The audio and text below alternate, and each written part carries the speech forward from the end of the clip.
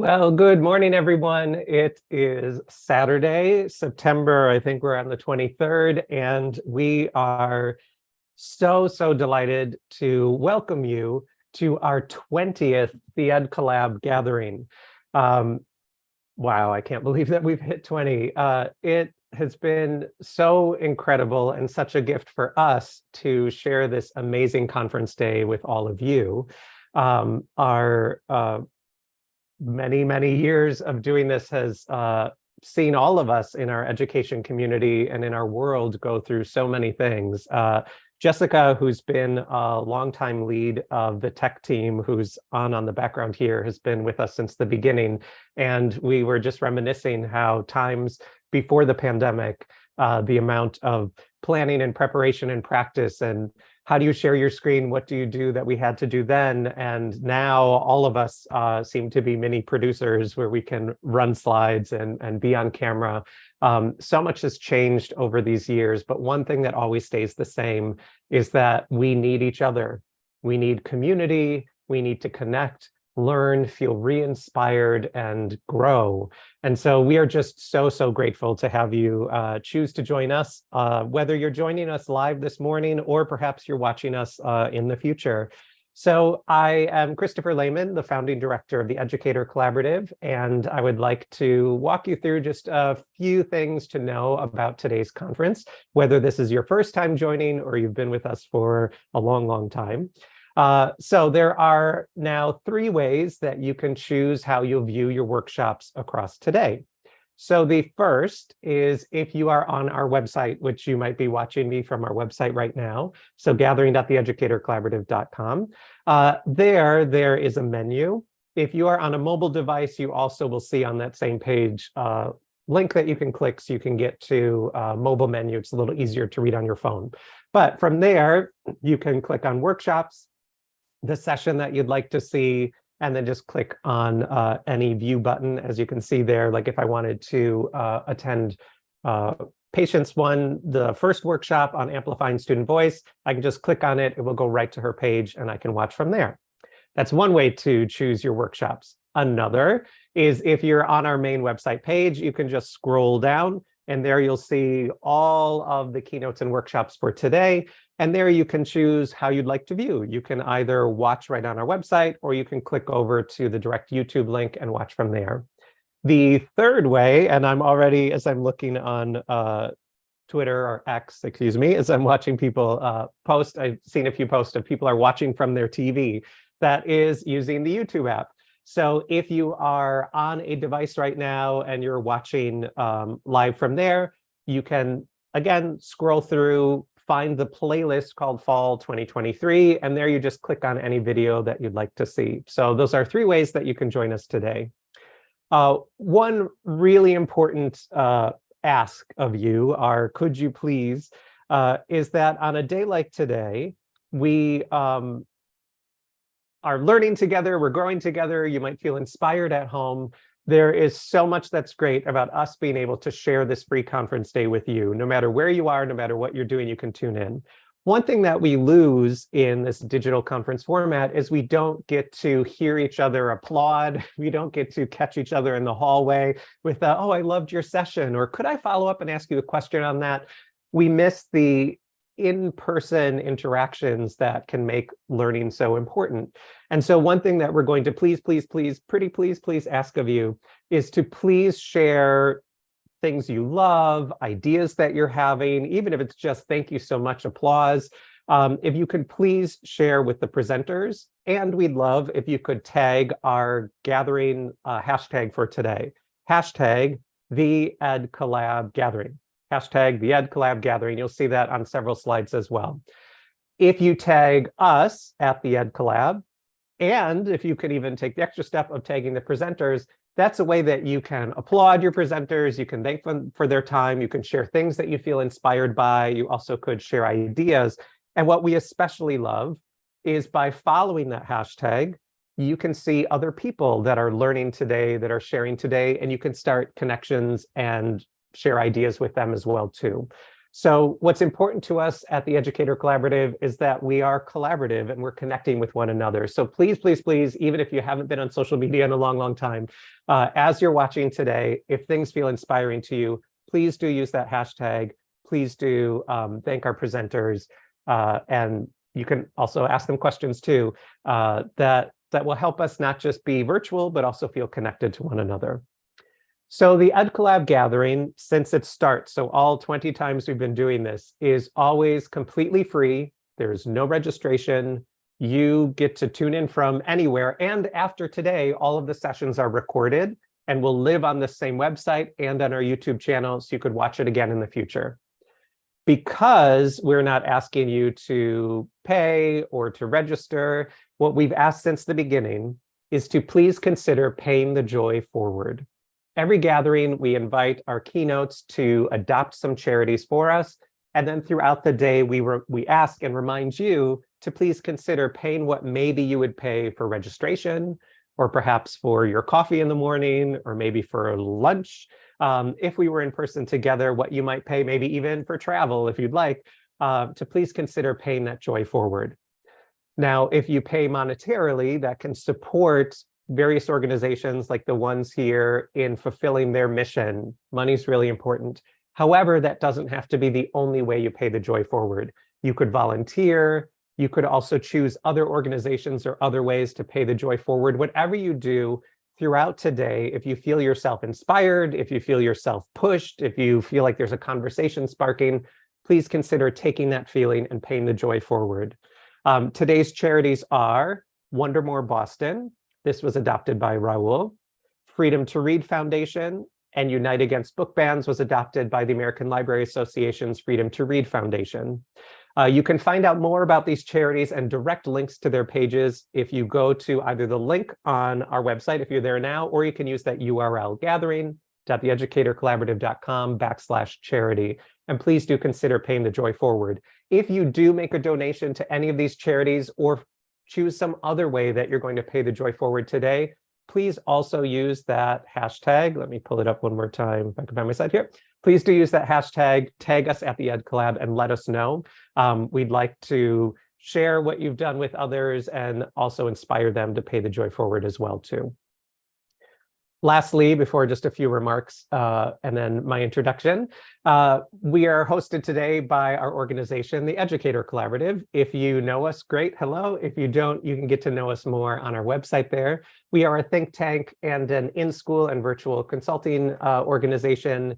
We love to work with teachers, to work in schools and districts. If you'd like to find out more or invite any of us to come and work with you, please visit us at our website. So before I move to my introduction, I just wanted to start with a few thoughts to kind of ground us this morning. So as I mentioned, I work with many different schools and districts, as my colleagues do as well too. And I've been lucky these past last year and this year to work with a district in outside of Olympia, Washington. I love to be in the Pacific Northwest. It's just such a magical place. I've told them every time I'm there, it feels like it's a new season, and the things that are revealed or hidden by the fog is amazing. Most recently, driving up Highway 101 and seeing the huge, I think it's the Olympic Mountains off in the distance, just completely blew my city boy mind. It was just amazing to see. And one thing that I see when I am there are these incredible forests. All around me are these giant trees, Douglas firs, redwoods, and lots of other conifers that grow there. From the surface, these trees are tall and mighty, and many of them are hundreds of years old, and they look very still. They're just standing quietly near each other, forming this impressive vista all around you. But what scientists have discovered is that beneath the surface of these still, quiet, seems to be barely moving trees is an incredibly vast and amazing network of mycelium, of basically the sort of like mushrooms, except for they grow underground. Instead of looking like this one here, they look more like hairs and fibers. And these incredibly tall trees connect root to root and then through these systems of fungi and mushrooms that all connect tree to tree to tree. And what scientists have found is that these tall, quiet, barely moving, enormous hundreds-of-year-old trees are actually incredibly active underground. They communicate with one another. They send nutrients, they send vitamins through these systems. And what's been discovered is that if an area of the forest is in pain or in need, the trees actually help to redirect their nutrients specifically to those places.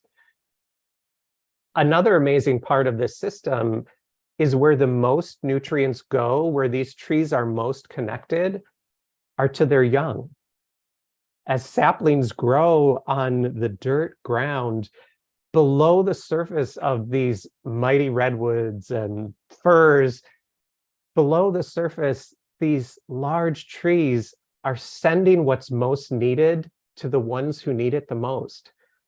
They're alive and connected and trying to grow their youth, their saplings, and trying to protect them with all the strength that they can give of themselves.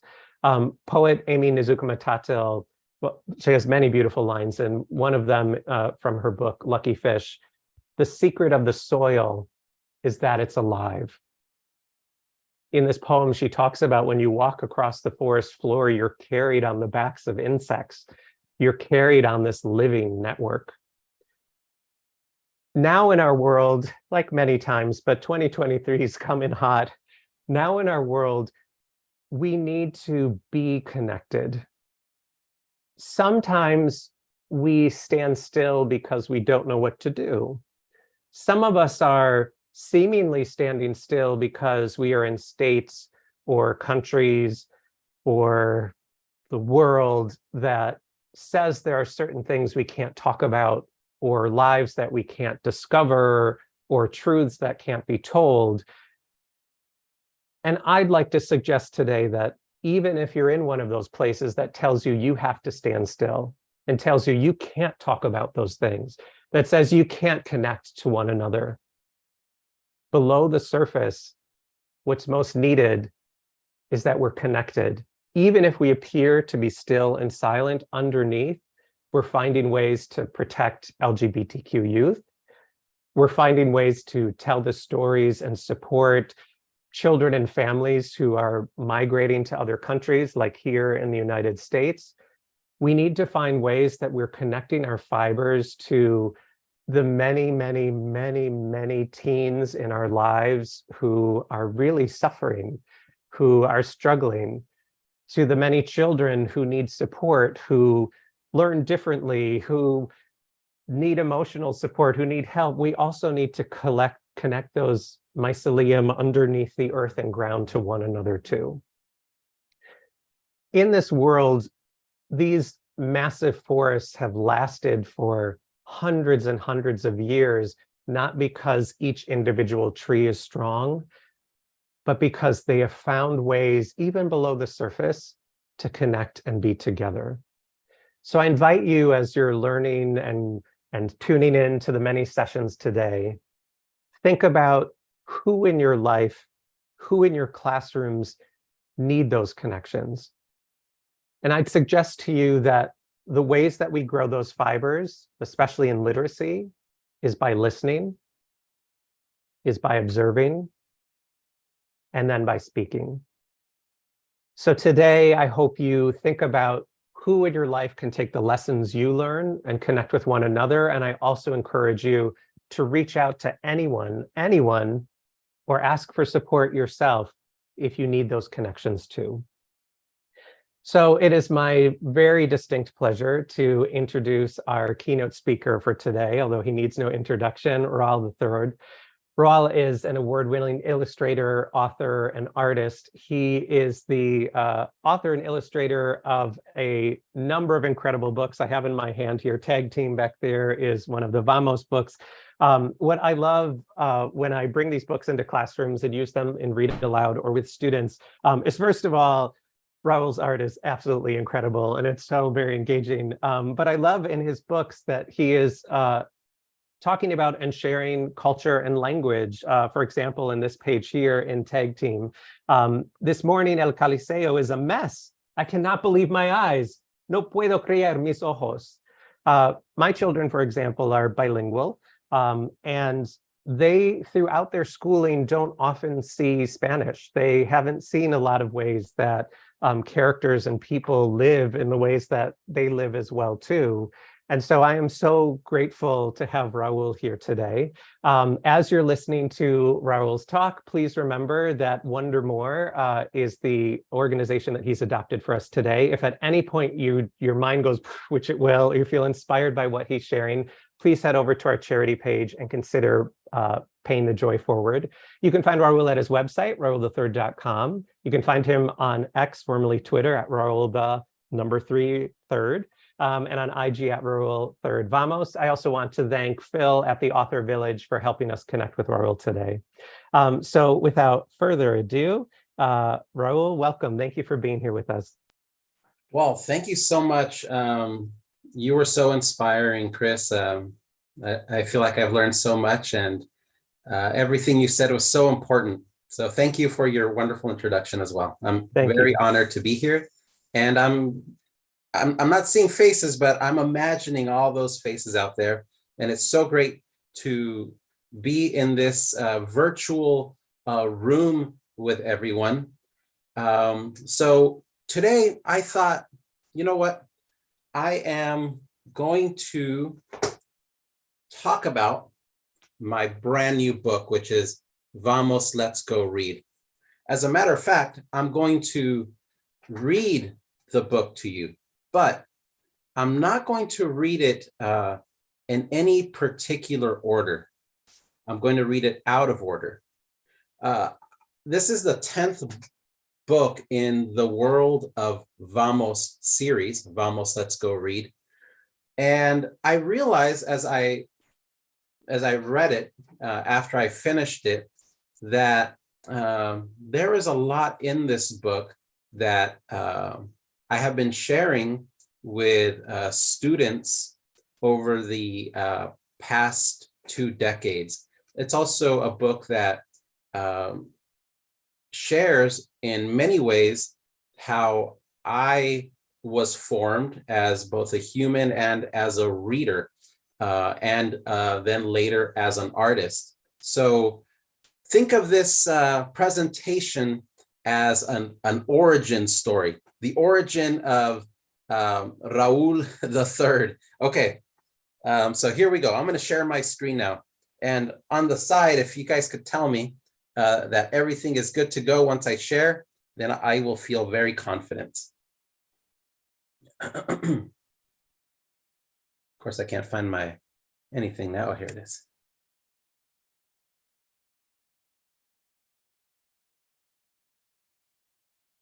Voila, there it is. The first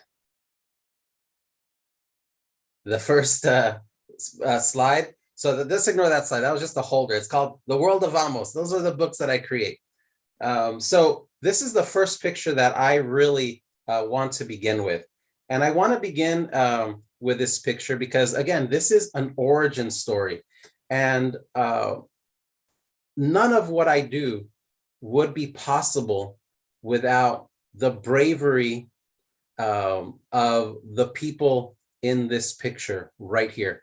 This is a picture of adventurers, people who were willing to take huge risks, people who traveled to unknown places without the promise of things turning out okay, but they had huge dreams, and they hoped that those huge dreams would be fulfilled and that they would be able to better their lives, reinvent themselves, and in so doing, better the lives of their future family members.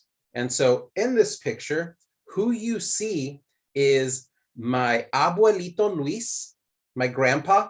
He's the guy holding the stick with a sack.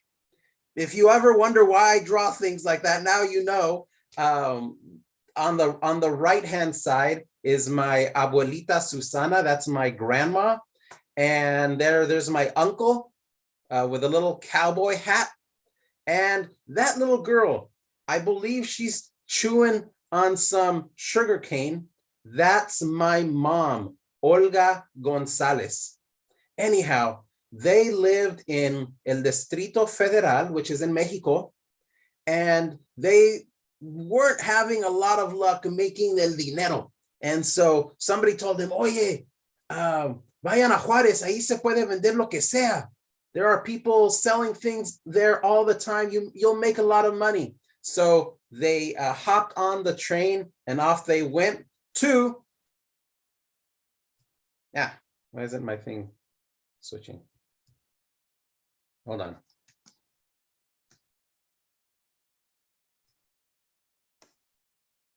Oh, there we go. What happened? Can you still see that? Okay, so they went off to Juárez. Juárez is the town which is in North Chihuahua, and it shares a border with the place that I was born in, which is El Paso, Texas. El Paso is where I was born. But as you can see, this was a thriving city. I think the population is something like 2.5 million people. And it was there in Juárez that they started to set up booths at this place called El Mercado Cuauhtémoc, from which what I understand at the time was nothing but a gigantic garbage heap. And my mom tells me stories of having to shovel out garbage and move the garbage out of the building onto the vacant lot so they could take it away. And that's where they set up the booths. And of course, like with any border town, you are always connected to your sister city. And so almost every single day, thousands upon thousands of people cross the bridge every single day.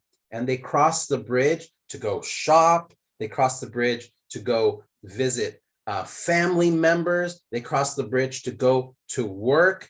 The border towns of El Paso and Juárez are like one gigantic city where people live and work, where people celebrate family and culture. It's a wonderful, beautiful place. And of course, you can see from high above that when you look down at the cities, it's almost like you're seeing one gigantic city. And it's beautiful because we are surrounded by all sorts of mountains. And sometimes, on rare occasions, actually not so rare, you have some Mexican Americans from El Paso, like my dad, crossing over the bridge to Juárez, seeing a young, beautiful Mexican girl falling in love, and suddenly, just a short, let's see, 8 years from 13 to 21, plus 6. So I was 6 in this little drawing here. Yes, 13 years later, this picture is what resulted. My mom with 3 little boys. And so this drawing is from Vamos, Let's Go Read. And my mom was often left by herself with 3 very rowdy boys. And so one day, out of the blue, she decided she was going to take us to the library.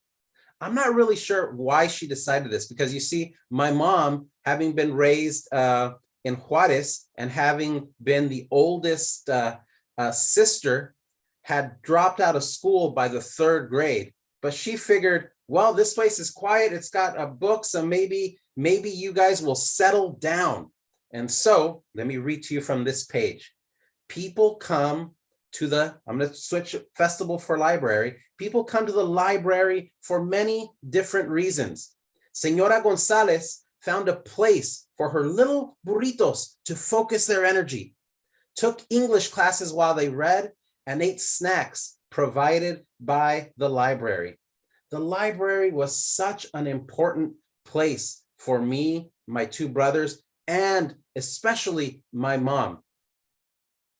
So as you can see in the back there, it says, sign up for library card today. It's free or your money back.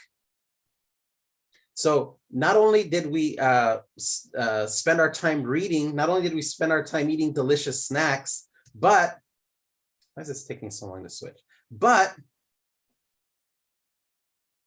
here we go. My family also did other things, just like the characters in the world of Vamos.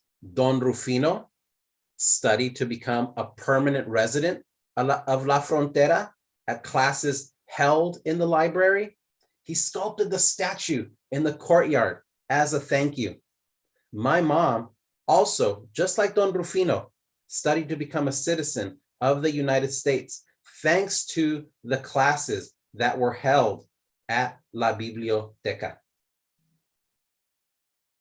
My dad dreamed of becoming an insurance agent, a businessman. And so he went to the library to read newspapers, to read books about business, just like Corina Caminos, who designed the website for her piñata business using the library's computers. So this is the library that we went to on the way to Juarez. This is the library in downtown El Paso. It's still there. It's been remodeled, so it no longer looks like this, but this is the library as I knew it when I was a little kid. And this is a quick commercial break, like the kind of commercial breaks we have in the Stunt Boy books. But I remember when I was a kid, I would stare at the walls of the library. And I noticed that on the walls, embedded in the walls of the library, there were seashells and trilobites. And I went home and I asked my dad, hey, Papa, ¿por qué hay conchas en la pared de la biblioteca? Why are there seashells embedded into the wall of the library? And so my dad did a little research and he told me that 30 million years before we walked the earth, our hometown of El Paso during the Guadalupian era had been under the ocean. And so as you can imagine, this information blew my mind. I was so shocked and surprised that this was a possibility because I dreamed of visiting the ocean as a little kid. And so this was, as it seemed at the time that these seashells were as close as I was ever going to get. But it inspired this spread in the Vamos, Let's Go Read book. The Guadalupian Library was built when the desert town was under the ocean. Books written by trilobites, ancient sea creatures, are the oldest in the collection. The library has always welcomed change and all of the creatures who have wandered or swam through its doors. That sentence right there, that sentence to me, it was very important because I remember as a little kid, often feeling like we didn't quite belong, primarily because my mom didn't speak English. Ella no hablaba inglés y también nosotros, yo y mis dos hermanos, nosotros tampoco hablábamos English. So we didn't speak English, and often we would be wandering through town and language was a bit of a barrier until we showed up to the library. And it was there that the librarians Instead of saying, hey, no tenemos libros en español, instead of saying we don't have books in Spanish, they welcomed us with open arms. And for the first time, my mom says, living in the United States, she felt like she became a part of a community that she could bring her kids to do all sorts of fun and interesting things. And so, of course, immediately, because of this, we felt, let's see, what did I write here on my very unorganized speech? Yes, we felt like we were in love. It came down with a serious case of libro love. It almost felt like Senor Cupid had struck us on the tuchus, if you know what I mean. There's a Senor Cupid there. By the way, these are the end pages for Vamos, Let's Go Read. In the book, the characters are heading to a book festival, which was founded by the library, called the Libro Love Book Festival, the Book Love Book Festival. And I felt that the pages, the end pages, should be all of the different posters throughout the years that had been designed to bring people to the festival. Maybe one day Libro Love will make it to the 20th anniversary, just like that collab here. That would be awesome. Okay, so at the library, I went from not speaking English to becoming a very prolific reader.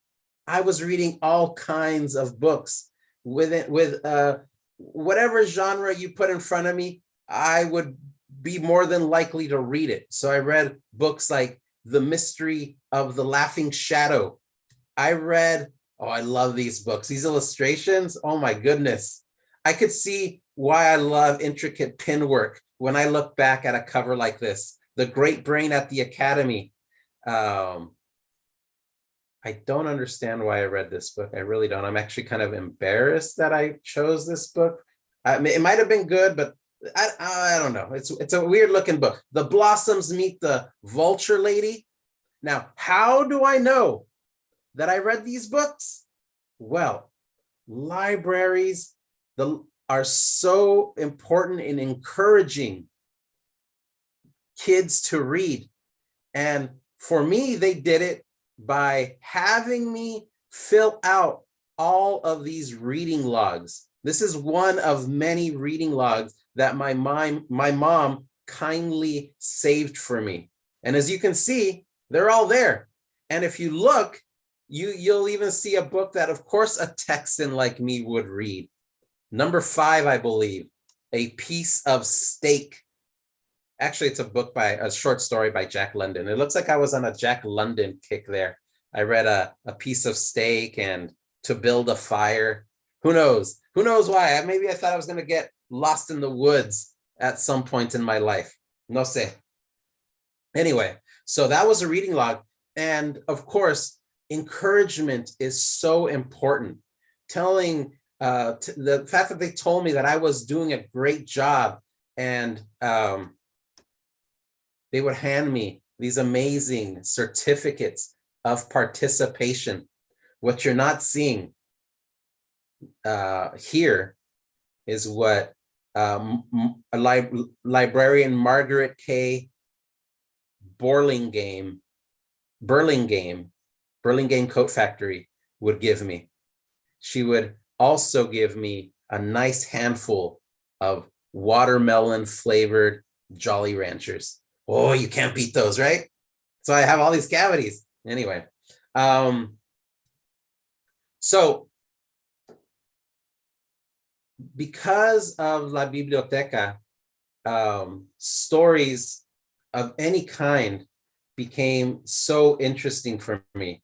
And what is so important about our libraries, whether it's a school library or whether it's the public library, is that there should be books on those shelves for everybody.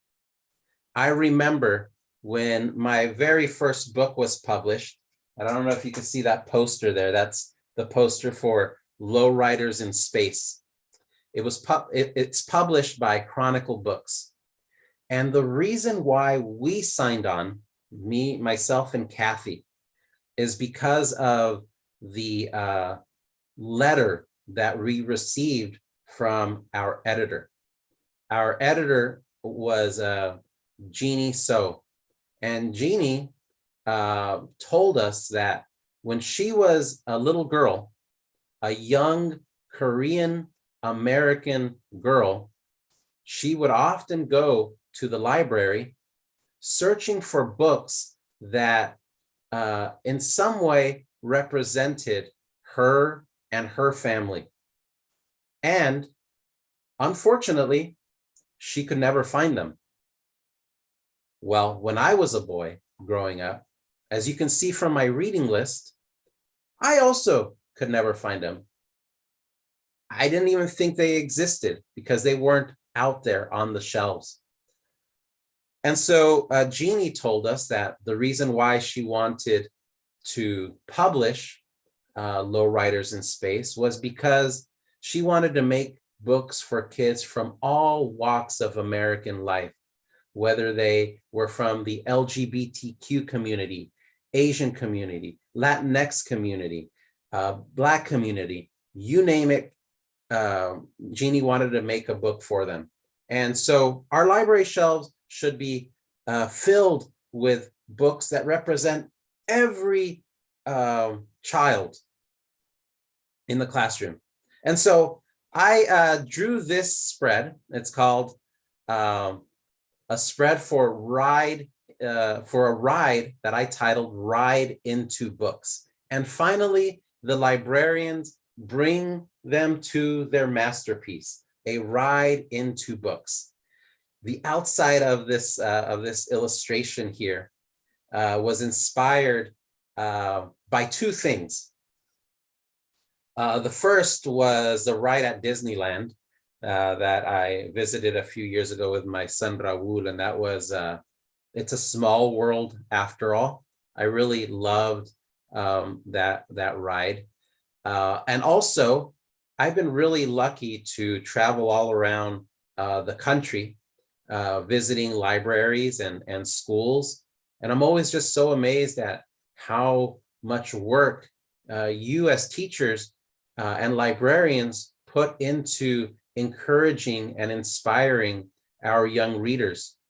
I'll walk into a library or a classroom and I'll see hand-drawn illustrations by kids that were inspired by my books or other books, beautifully designed set pieces, activities that you create based on those books.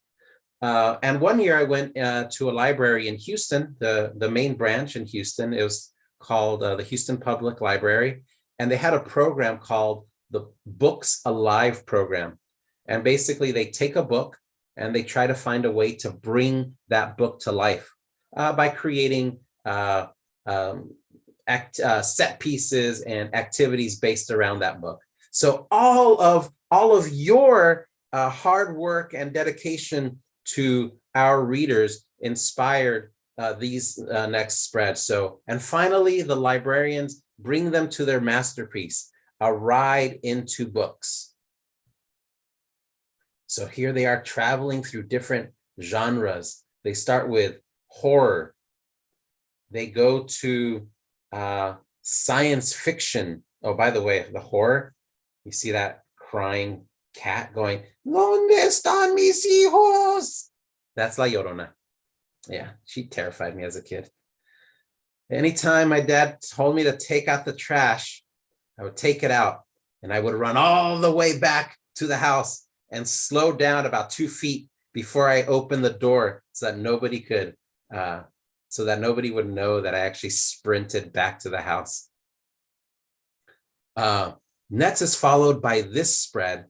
And this is a spread that kind of explores different genres, and I couldn't capture all of them, but I tried. I put books that are really popular, genres that I really like deportes, fantasy, of course. You might see me there on the bottom, the left-hand corner, autobiography, superheroes, romance, history, and I don't know what else. I can't see because my big head is blocking the rest of the image. But that's the spread. And what's amazing about reading all of these books as a young kid is that it definitely formed who I am as a person. And it also inspired me to begin trying to capture ideas onto sheets of paper.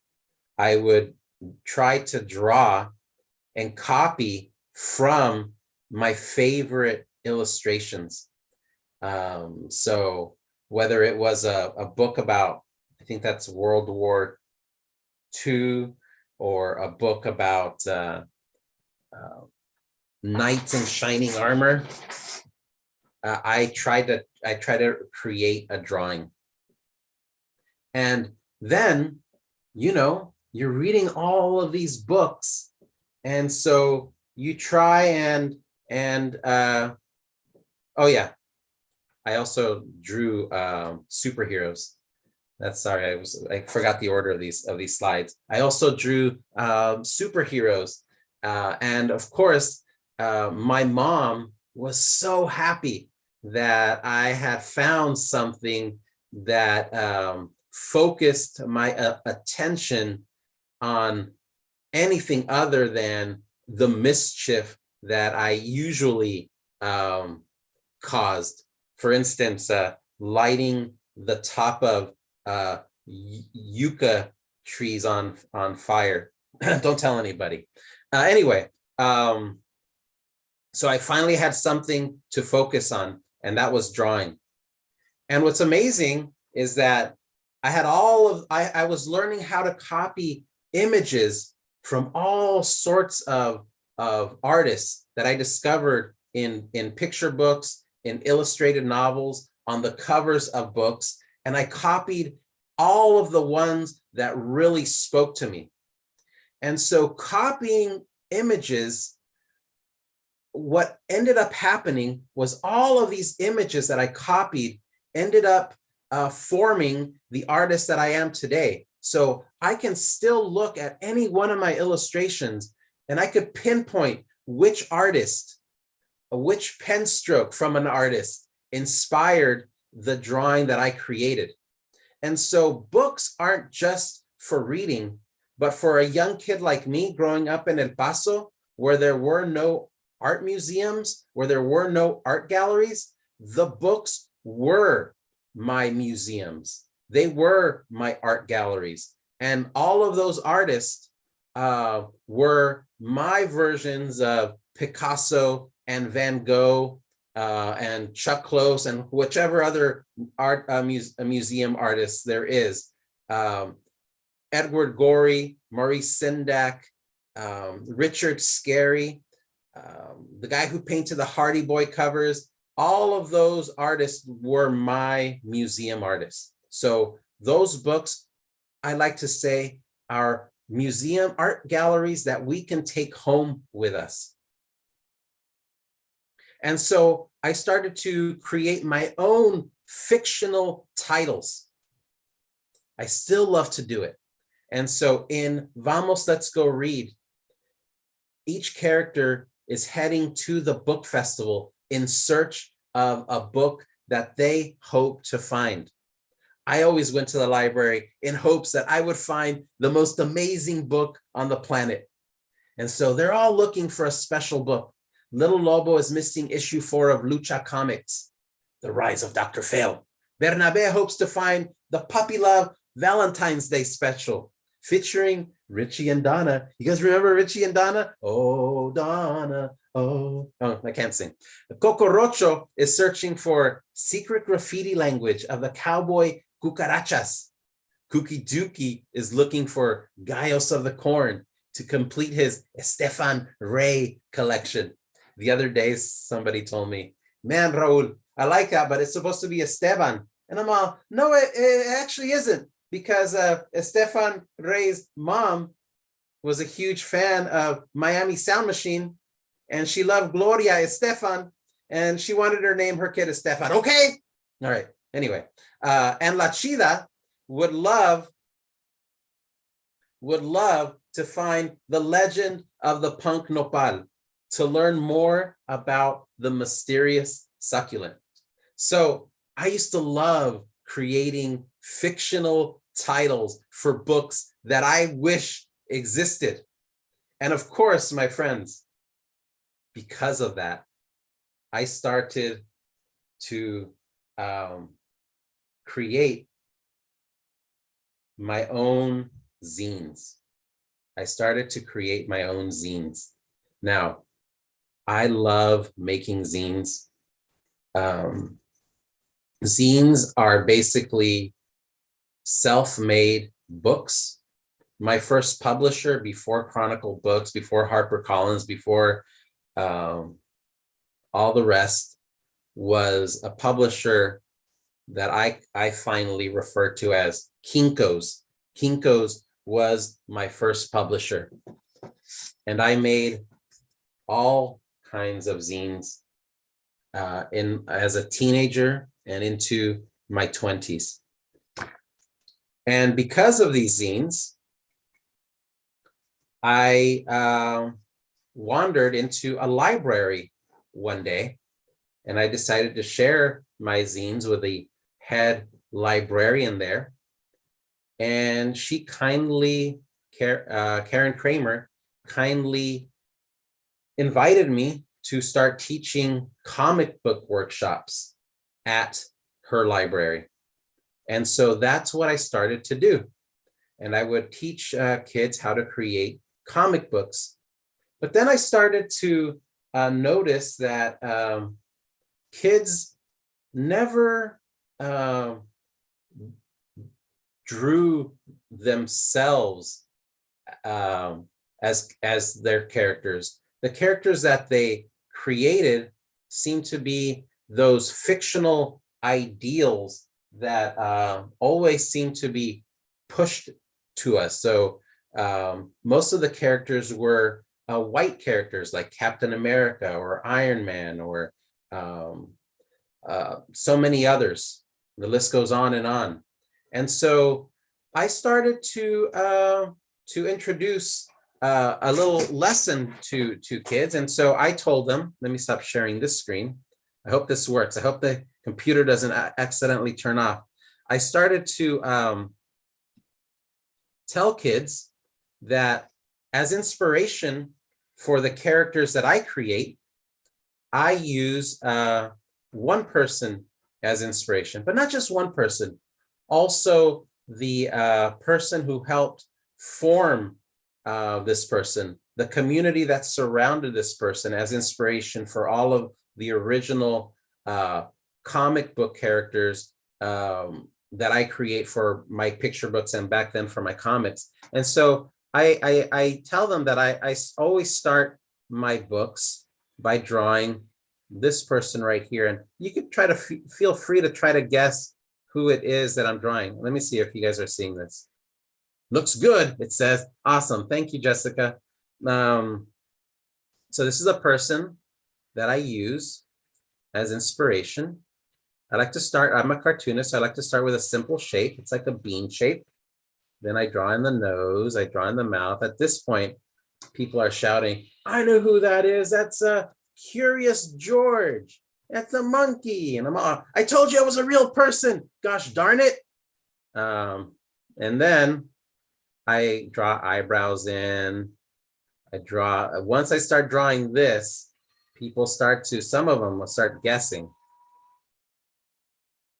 And I go on like that. And before long, kids are saying, that's you. You drew yourself. And I said, absolutely. One of the first places that I start when I'm creating the characters in the books that I am drawing is with myself. And I tell them, create characters who look just like you. I look around this room and I see a lot of very interesting and cool looking people. And I know for a fact that you would make interesting characters in the books that you are creating. And not just that, but as inspiration, you can also use your very own supporting cast. Who's your supporting cast? I ask. And the kids go, my mom, my dad, mis amigos, my teachers. And my friends, the moment kids realize that all of the people around them can be characters in the books is the moment that they realize that is the moment that their books and their drawings will begin to look like the diverse communities that we all grow up in. You know, it's funny, before we got published, people would tell us, send us letters that would say things like, too marginal an audience. Lowriders in Space, it's too marginal an audience, or it's not white, right enough for our audience. And the fact of the matter is that no matter where I go, whether it's to Boone, North Carolina, or South Carolina, or Virginia, is those audiences that they said were too marginal, they exist. They are always in the classroom, and they are always laughing and cheering, just like every other kid in the classroom. So there is no audience that is too small. That is why all these books belong in our libraries. Now, where was I? Starting to ramble. Okay. So yeah, let me go back. Am I sharing anything right now? I can't tell. Okay, thank you. All right, so too many screens, gosh darn it. Okay, so that's what I share with my young students. And in Vamos, Let's Go Read, we have this great scene where the librarians have set up a zine making workshop. And in this workshop, Señor Duende is leading an auto-bio comics workshop.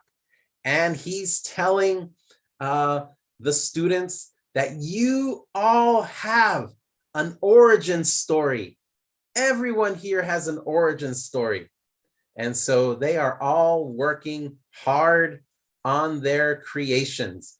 You see El Toro, he's actually drawing on the table. Ay, ay, ay, El Toro. Get back on your paper, man. Little Lobo is working on a book called My First Delivery. And it looks like Coco Rocho is drawing a cow, and Cookie Dookie's pages are all blank. Hey, it looks like little kid's drawing a Ninja Turtle. What the? And so La Chida is working on a panel. La Chida is a cheetah, and she's working on a panel, and it says, my dad came from Africa. And as you can see, she is creating this illustration using a big ballpoint pen. You know, when I was a little kid, we didn't have a lot of money, and there were no art supply stores around. And so I learned how to draw using the materials that were available to me. And that material, for the most part, was whatever paper I could find and a big ballpoint pen. And so, as you can see, this drawing that La Chida is creating with her fingers, which were drawn with a brush, the drawing she's creating is drawn with a big ballpoint pen. Just like the lowriders and space books. I drew those books to show kids that you don't need fancy schmancy art materials to make cool art. You already have the materials you need on your desk. And as a kid,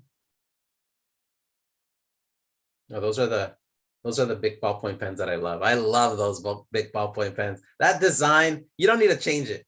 But I would also collect ones with interesting business names on them, you know, like Chicos Tacos, Group Insurance Services of Texas, so on and so forth.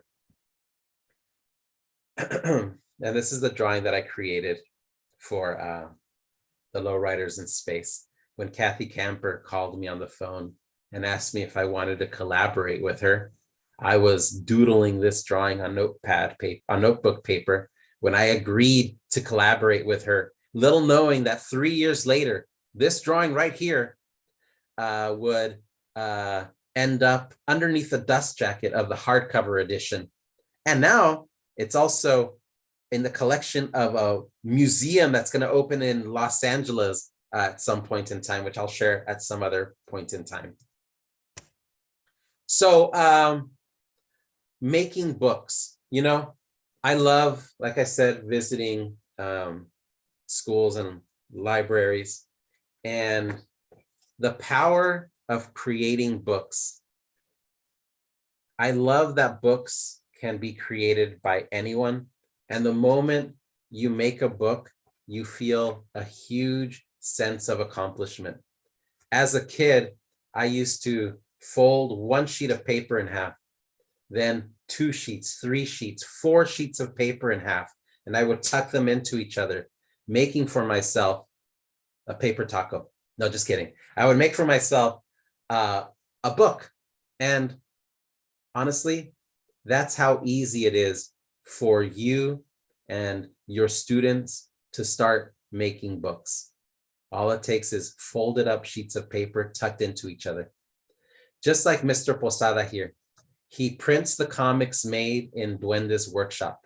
The reason why I used Mr. Posada is that I love Jorge Guadalupe Posada, who was a Mexican illustrator at the turn of the last century and the late 1800s. And what I loved about Señor Posada was the fact that he was sick and tired that books were only available to rich people. Why should rich people be the only ones to read books? That's so stupid, he thought. At least I'm thinking that's what he thought. And so him and his publisher, Mr. Arroyo, decided that they were going to find a way to make books accessible to people who didn't have the ability to buy a book because they were so expensive. And so he started to create very cheaply produced books using very cheap inks, black and red, and very cheap paper. And these books are called chapbooks, but these books were beautifully illustrated by Mr. Posada himself, and they became very, very popular and started to sell like hotcakes. And suddenly people from all walks of life were able to buy these books because they didn't cost a lot. And I think that's really what we try to do, is we try to make our books as accessible to as many people as we possibly can, because everybody deserves the right to read whatever they want to read. And so here in this spread, Mr. Posada is creating prints for his students using the zine machine, which is a risograph printer. And of course, the zine machine is a copy from one of my favorite cartoons as a kid, which was Scooby-Doo, the Mystery Machine, which is the van that Fred rode around in. His students organize and fold their pages. Using his book stapler, Mr. Posada puts the comic book pages together. You are all authors now. Share your stories with the world. And again, I used to make my own zines. I wish I still did. But what I love about these zines is that, and I've been making books since I was a kid, you immediately learn how to design books by folding pages. You learn that one single page can contain 4 pages, or as is the case with this zine that my wife Elaine Bay made, 1, 2, 3, 4, 5, 6, 7, 8, 1 sheet of paper. 1 sheet of paper can contain an 8-page story. So there are all of these cool things that a young kid can learn when they start making their books. They learn about how a page turns. What is one page? How does one page relate to the other? How is it possible that the first page, folded page, contains both the first, second, and the last and second to last page? I'm running out of time, but with that in mind, my friends, I want to ask you, what are your favorite types of books? So I hope you enjoyed my presentation, and I hope that you will continue to share books with your students. And I look forward to reading all of the future books that your students create and possibly signing books with them in the future. Thank you so much. Thank you, Raúl. Incredible. And first of all, thank you. So many of us, as we were tweeting along with your presentation, are like, now I'm crying, now I'm laughing, now I'm crying again. This was just an incredible way to start our day. And thank you so much for spending this time with us and sharing your expertise and talents with us this morning. Thank you so much. I had a wonderful time here, and I will, I guess, see you later. Yes, thank you so much. Bye-bye. And to everyone who's tuning in, first of all, if you loved Raúl's presentation, which all of us are, literally, I'm tearing up back here as he's presenting, please do connect with him on Twitter. If you use the hashtag #TheEdCollabGathering, not only can you write to him, write to us, but it also will allow you to see what other people are sharing and talking about today. And earlier, when I was mentioning the networks that are so important for us to form to those who need us the most and to each other, going on social media today, clicking on the #EdCollabGathering hashtag is one way you can connect to other folks doing this incredible work. If you would like to hear more from Raúl, read about his work, and even invite him to perhaps your school or another speaking engagement, you can find him online at raulthe3rd.com. You can find him on X, formerly Twitter, at Raúl3rd, on Instagram at Raúl3rd Vamos, and you can find him at the Author Village. And all of these incredible books, these are just, if you know his work, you know these are only the starts of, like, I think he said he's on his 10th Vamos book.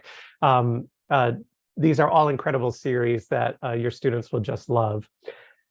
Lastly, or almost lastly, if you felt inspired by this session, Raúl asked us to adopt Wondermore Boston. Wondermore is a nonprofit organization in Boston that helps to connect authors and illustrators to urban classrooms. When speakers connect with classrooms, Wondermore also provides copies of those books to the classrooms and students as well, too. Raúl said he's always inspired and amazed when he helps to connect with classrooms through Wondermore to see that kids get a copy of the book as well, too. That's just one of our 3 charities today, also including the Freedom to Read Foundation and Unite Against Book Bans. Please visit our website, /charity, to learn more, connect directly with these charities, and please consider paying the Joy Forward. Again, this day is totally free. You got to see Raúl III draw in front of us and tell the story of his books. If that felt inspiring to you, instead of paying for today's registration, please take what perhaps you would pay for that, or a cup of coffee or lunch, and please consider paying that Joy Forward. Right now, if you're inspired, you also can submit a proposal for our spring The Ed Collab gathering, which will happen in April 2023. Join us at the closing. I'll have more information on who's speaking and the date. But if you click on that link, submit a proposal, you can share a workshop, which leads me to our first set of workshops coming up in session 1. Patience, I'm trying to see on my screen here, Patience, Donovan and Aaron and Sarah and Kirsten are presenting workshops during this first session. You can navigate those on our website, also on our YouTube channel. Please choose which ones you'd like to see. And the best news of all is if you've ever been at a conference where you wish you could duplicate yourself and you could see all of the sessions, guess what? You can. All of the sessions not only are being presented today, but they are then archived on this website and on our YouTube channel. So if you're in Donovan and Aaron's session, and then you wish you could also see Patience's as well, and then go to Sarah's and Kirsten's, you can come back and watch them later. Then join us at our closing keynote. It's a perfect dovetail with some of Raúl's message this morning.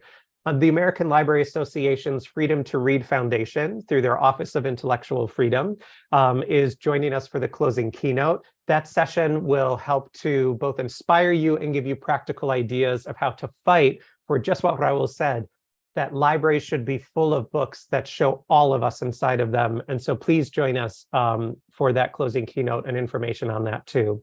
Thank you again to Raúl.